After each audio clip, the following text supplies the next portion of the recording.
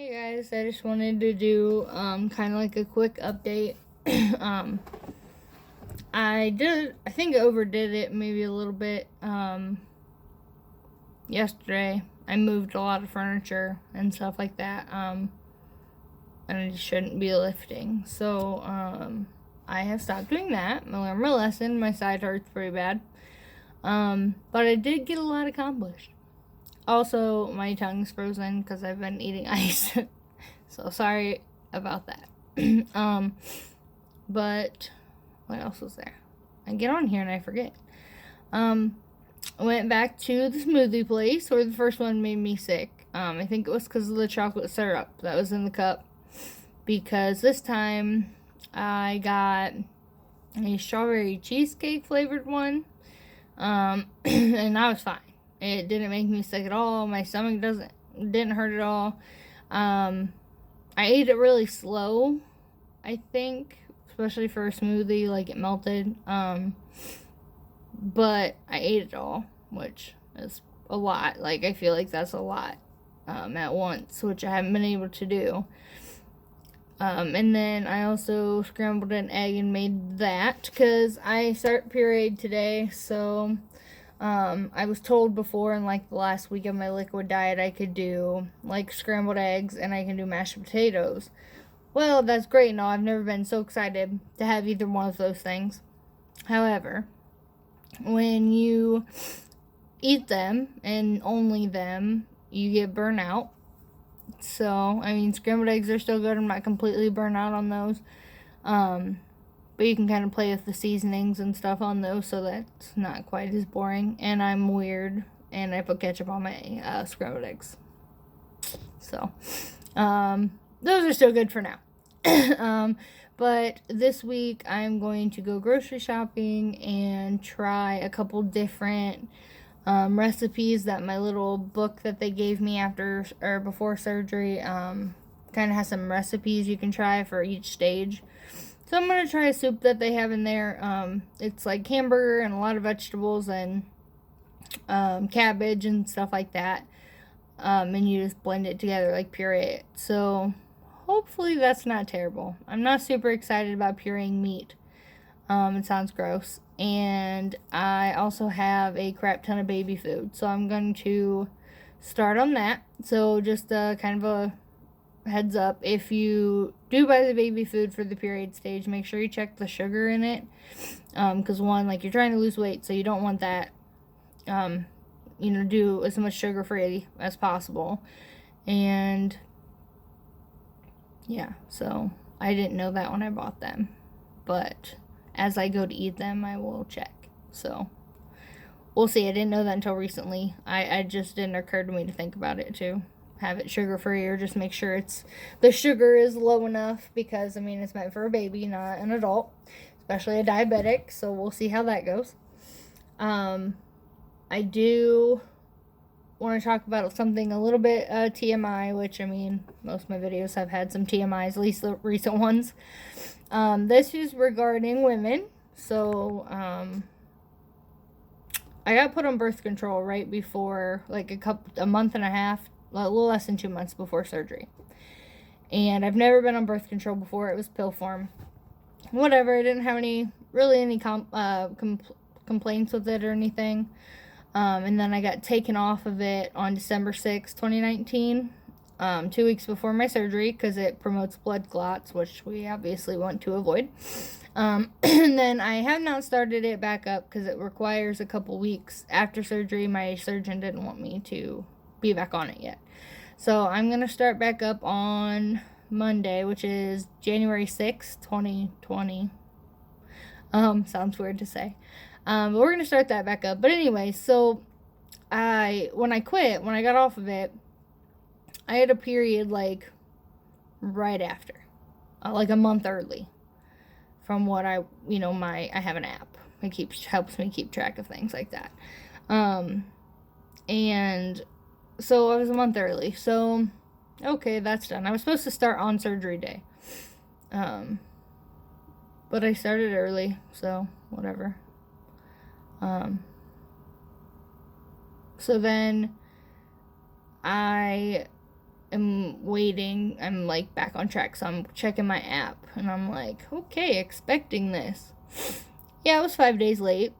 So part of me was a little freaked out. Other part of me was like, people have talked about this in the Facebook group chats or the support pages where some people have a period for like months after the surgery, or some people start a period because of the surgery, and it throws your hormones all over the place. And I don't know. I don't really know a whole lot about that part because I wasn't worried about that part.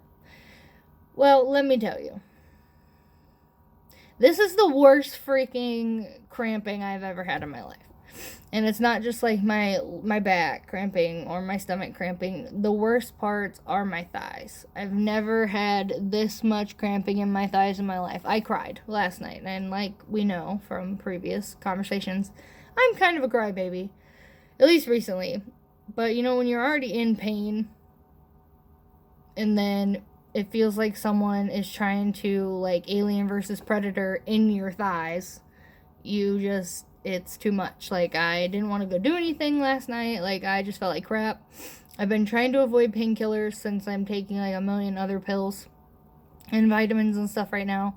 All prescribed, of course.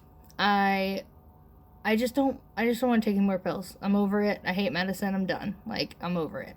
Way over it. But so I didn't want to take that. Well, today I was like, all right, girl, you're going to the gym. Take that Tylenol. And it didn't really do a whole lot for me. Not gonna lie.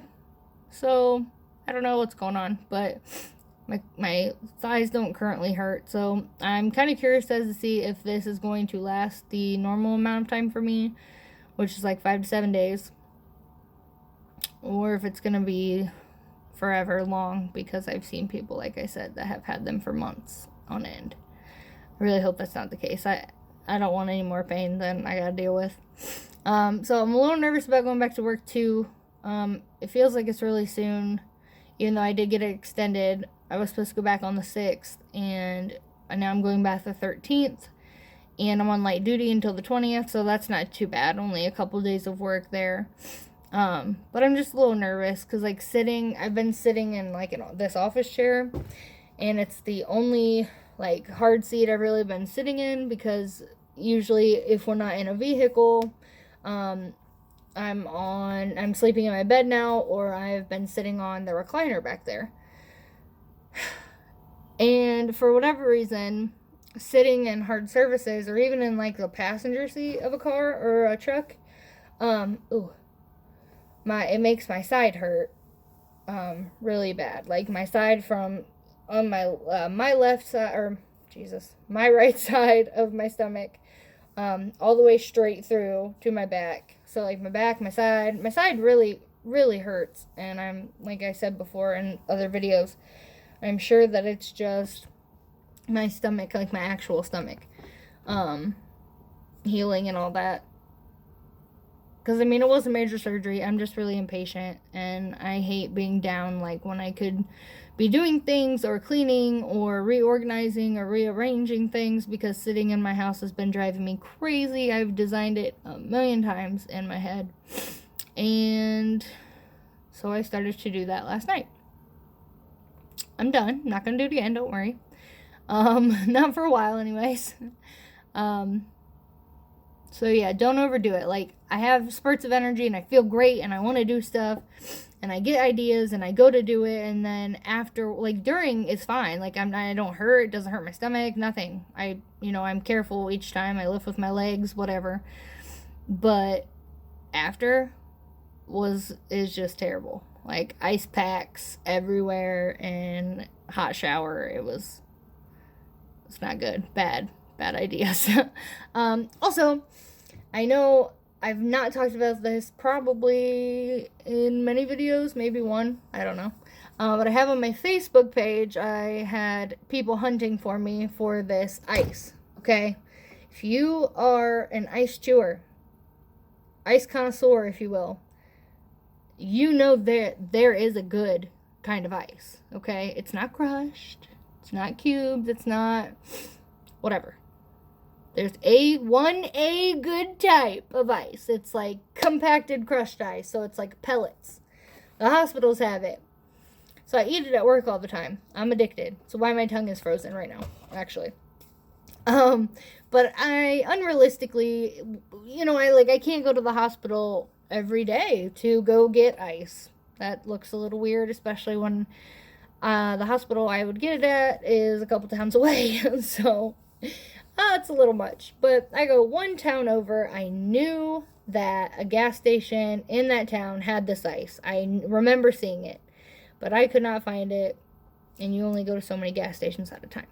So, at a Motomart, I went to check, just to check their ice, and it was it. I knew it was there. I was driving myself crazy. I was so excited. I know this is a lot about ice. But so I get a 44 ounce cup of ice. I've eaten about that much of it. I have another one in the freezer. I got 2 yesterday, so yeah, it's exciting. But anyways, so this is the good ice. It's kind of not focusing. There we go. Little pellets like that, they're the best. It saved my life. Like, I couldn't even get like 2 ounces of water in right after I came home, and I was afraid I was gonna have to do the IV bags and have my home health nurse do an IV or go to the hospital or an infusion clinic or something. Like, as a diabetic, I know what being dehydrated is. I used to drink 4.5, 5 bottles of water every single day, like 16.9 ounce bottles. So going from that and chugging and like craving cold water to being able to drink 2 ounces at a time and feeling like death, that was hard. I didn't think that was going to be like a big deal. That was kind of hard. But today I saw that I could drink more than what I have been, which is obviously more than 2 ounces.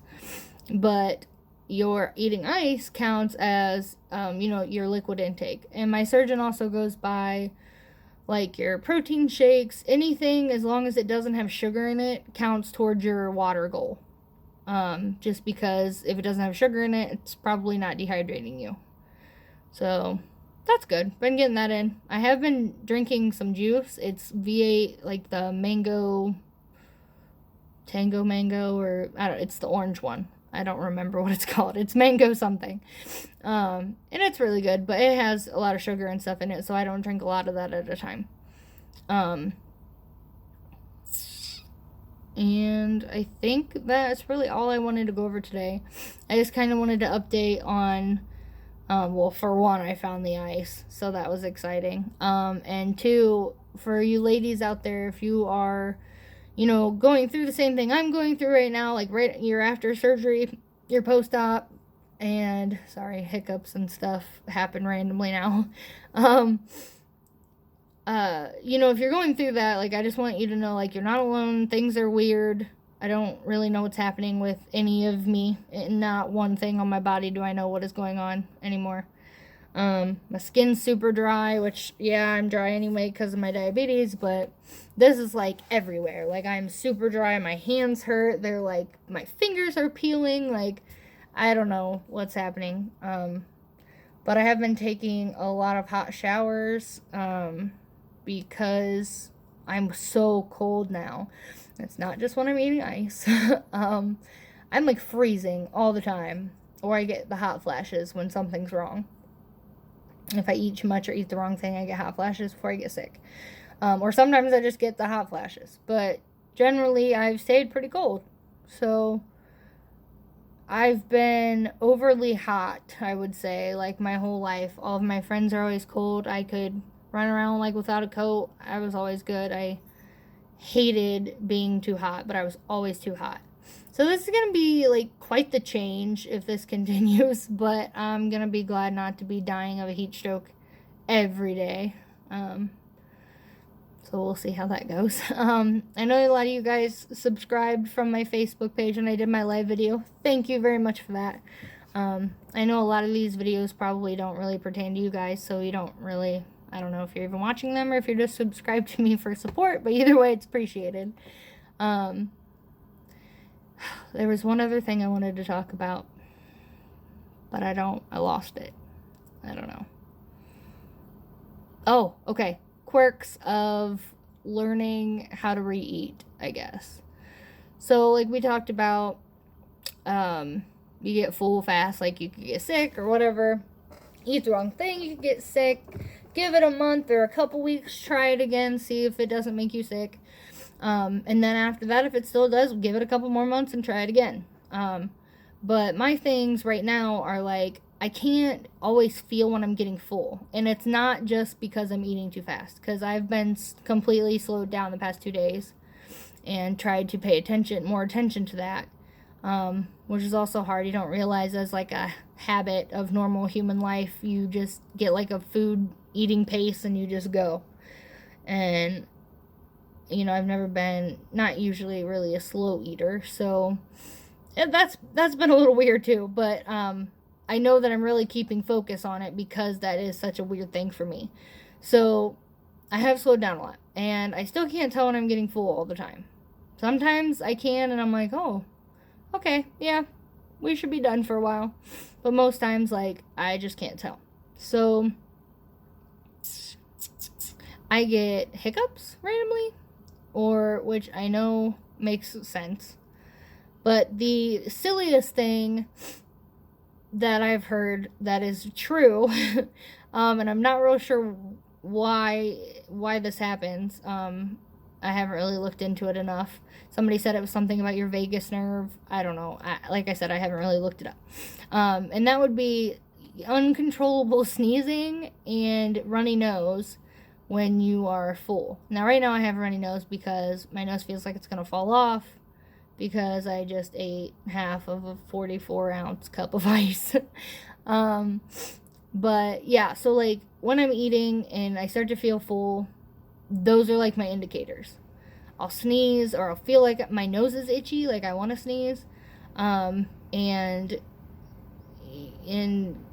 runny nose, which is super obnoxious. Kind of a cool, like, your body's telling you, like, hey, you're getting there, or you're full, you might want to stop or take a break. Especially since my stomach's kind of confused right now, and she's not really telling me a whole lot. So, other than she's in pain. So those are kind of nice indicators for right now, anyways. I hope those don't last forever. I keep slowly comparing things to my mom, or I ask my mom, because she had the Roux-en-Y when it was like first coming out. Oh geez, I don't know. I was probably like 7, maybe like 6 or 7. I vaguely remember parts of it. But I ask her things like, hey, at the beginning, what was your diet like? And she was on liquids for like 8 weeks or something. I would die. There's no way. 2 weeks was hard. I didn't even make it 2 weeks on just liquid. As soon as my doctor told me I could have mashed potatoes, I went out and I bought like 5 bags of instant mashed potatoes. And then I went to KFC for dinner and got some mashed potatoes. And it was great. Now I'm a little burnt out, so I have bags of mashed potatoes everywhere, but that's okay. Joe will eat them. My boyfriend will eat them. Or somebody will eat them. But yeah, so I just ask her questions like that. Like, yes, granted, it's been a very, very long time, and medicine has definitely changed because that was before laparoscopy. And so, like, my mom looks like she's been autopsied already. It's like the very, I know anatomy, I swear. Anyways, from like here all the way down to like her belly button. And she had a drain bag, and that's like one single slice all the way down. The scar is super noticeable, but it saved her life. So that's one of the reasons why I had so much faith in doing this surgery. I had a lot of people tell me not to do it. I had a lot of people tell me I'm not big enough. You don't weigh enough. You don't look heavy. Excuse me? I think you're blind, perhaps. Or, I do carry my weight weird, because I'm shaped very weird. So, like, my lower half, like, my hips down, or my butt down, I'm, like, skinny, for the most part. Little thigh jiggle, no butt, very muscular legs. My arms, not super big. When I work out, I walk, I run, I lift. So I try to keep my arms kind of in shape and stuff. So it's really literally like my torso and my face that are fat, my cheeks. So when people look at me, they're like, you don't weigh that much or whatever. You don't weigh a lot. And I'm like, hey, my highest weight's 285. And, at that time, I'm like, I currently weigh like 260. They don't believe me. But I wouldn't lie about that. Promise. So, I have not weighed myself today because yesterday I weighed myself and it looked like I gained like 2 more pounds back. And I know I'm going to fluctuate and I know I shouldn't be weighing myself. So, I'm just going to skip it today and we'll check again tomorrow. And I'll keep you guys updated on that as time goes. And then eventually when I lose a decent amount, I had my mom measure like my arms, my thighs, around my chest, my stomach, like the part that sticks out the most, kind of like right above your belly button. That was like my biggest, like it would stick out farther than the rest of my belly. I mean, you guys kind of saw how it was shaped yesterday in my video yesterday of my incisions. So that little part, like little poof, it's always stuck out a little bit farther. I did that. I did my bottom of my belly. We did, I think that's it. On the Berrytastic app, you can input all of those, like your starting ones. If you're gonna do that, do the things I just named, like your arms up here, your thighs, and around your chest and that poofy spot, and your bottom of your belly, or your hips. They ask for those, and then they also ask for your neck, which, I don't know, like I knew my neck was fat, but I didn't ever think that people like measured that. You can just see the difference. I don't know. But it does ask for that. So I don't have those measurements, and I know I have lost weight in my face, so I'm not even going to bother measuring that because I don't have a starting measure. But just like a heads up, if you guys do that, I would show you my app, but I'm on my phone again, so I can't do that at the moment. But the Berrytastic app has been super helpful.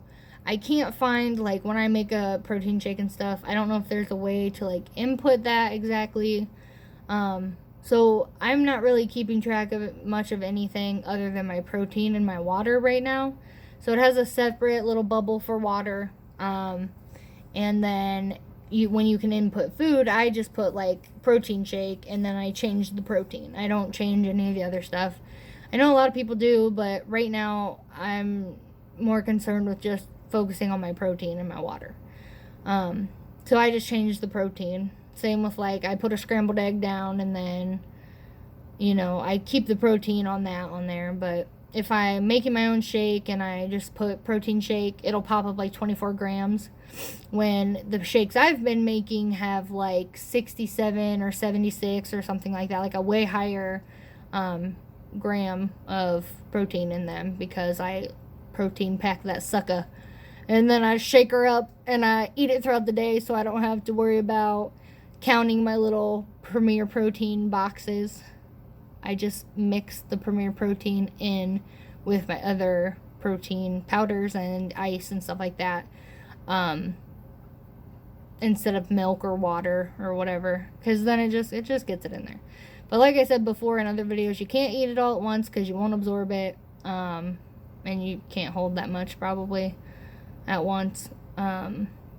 Anyways, at least not right now. So just a heads up with that. That has been super helpful, making things easier for me. Yeah, so I don't know what all I'm going to try for these pureed meals, but if I find some good ones or good recipes that I'm super excited about or they're amazingly delicious, one can hope, or a baby food that's really good, I will make another video regarding that stuff. But as of right now, I haven't tried anything today other than that smoothie, water, and I ate 2 scrambled eggs today. One for breakfast and one for lunch. And it's about almost 7 o'clock, about 10 till on December 4th, 2020. So I will upload this video here in just a second. And I said December and I meant January.